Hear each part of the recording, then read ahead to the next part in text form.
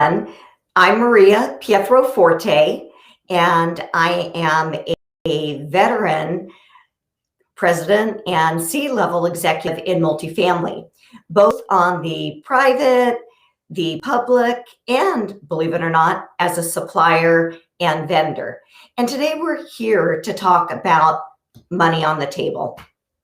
Let's not leave it there, right? Especially in times like these, we need to take advantage of every opportunity we can to increase our revenue and our NOI, our profit and loss statements, basically, right? Okay, well, first of all, so you know, there is not a one size fits all methodology, mathematical equation that is going to drive your business revenue up. It really depends on your goals, where you are in the marketplace, and your company's culture. So many different parts really go into the equation about how to price. So again, there's not one size fits all like a pair of shoes. Too bad, would that be easy?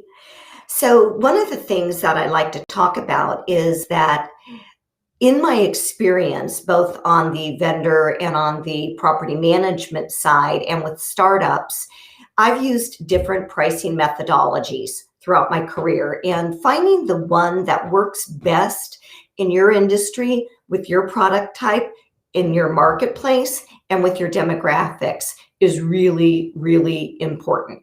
So we're going to talk about a couple things that help you. First of all, you've all heard the saying, curiosity and a cat. Well, we're not going to talk about how that story ends. We're going to talk about the benefit of being curious. So curiosity is a great skill when it comes to finding solutions. And you really have to be curious about how the numbers work, how the different levers work, to push things up or to push them down. And if you're not, it makes it really, really difficult to come up with the right income strategy. So play with it, have fun with it, make numbers something that you like. So again, part of that might be changing your mindset. A lot of people are afraid of the numbers, and you can't be to be successful in business. You got to dive in and learn the numbers. One of the other things that I like to talk about is that even though we're all taught, and it's very, very true, that the success of a business is really about its culture and its customer service, its reputation. Those are all true things, but much of the foundation in successful businesses is math. It's mathematics, and especially in our industry, when you're talking about housing, providing services for multifamily companies, providing services for your residents, vendors providing services for your customers. It really is mathematical. So we're going to talk about that. So one of the things you've got to start with is really understanding your comps and your market. When I was on the ILS side and I ran a publicly traded.com, our biggest obstacle was we had lost market share over years and years. And my job was to get back the market share. So when you're trying to gain market share, you price differently than when you already have the market share, or when you're trying to keep your residents living at your apartment community. There's a very different pricing mechanism that you need to play with, but you have to, absolutely have to understand your comps. And you've got to break that down more than they charge $1,000 a month, for a 2-bedroom, or for $150, you can add this widget into your arsenal of processes.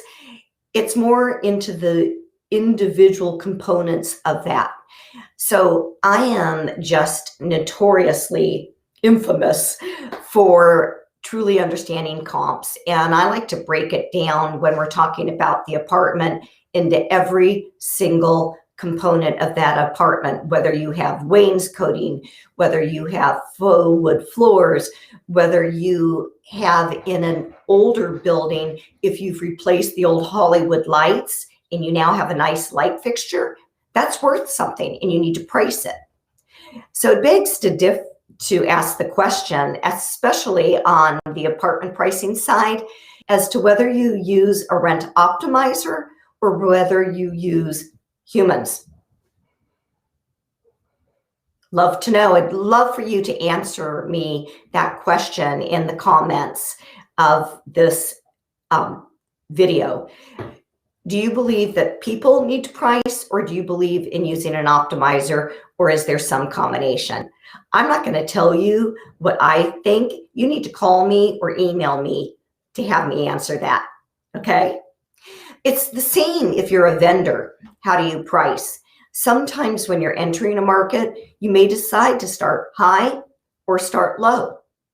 But what's the rationale behind that? And what's the math? Would you rather go for market share? Then you price one way. If you want to go for bottom line, you may price another. One of my favorite mathematical exercises is, do you push your rent by $100, or do you leave your rent, let's say $900 instead of $1,000?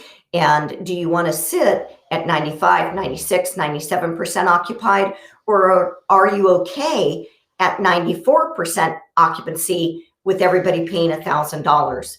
What you're going to find is that the higher rent, even with the slightly lower occupancy, makes more money.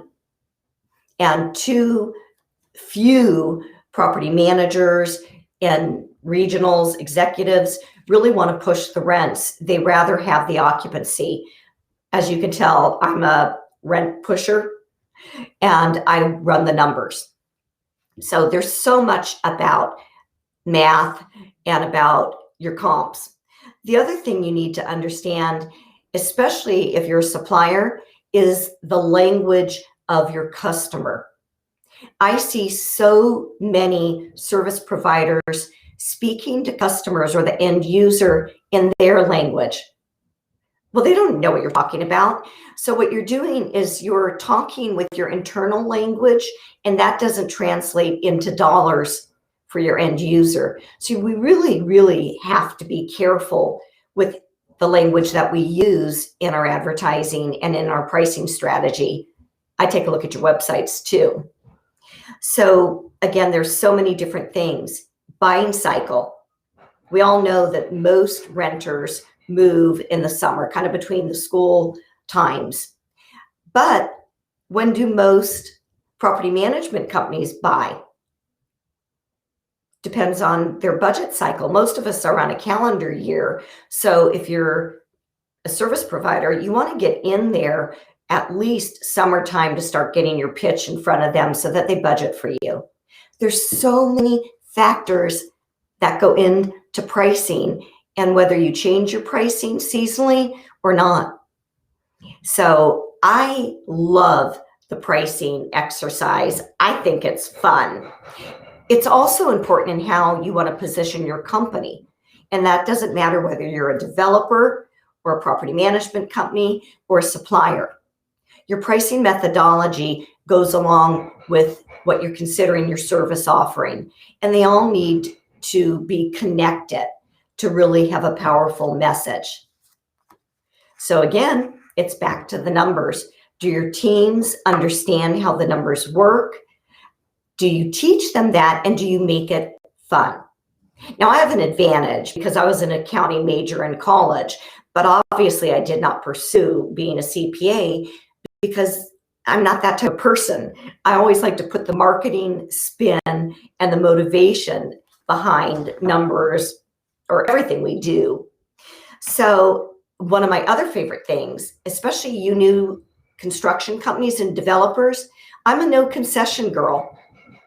I believe that when you price right, you train your teams right, they will sell and lease up your building with good qualified residents if you lease without a concession. if you're a concession giver, what happens, especially on a lease up?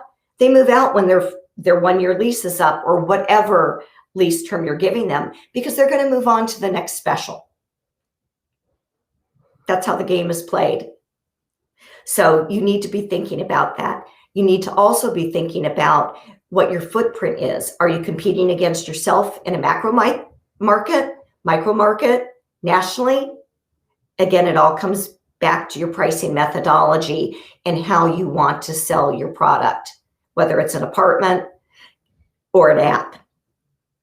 Same thing goes with, do you give an upfront discount if they pay a year in advance or monthly?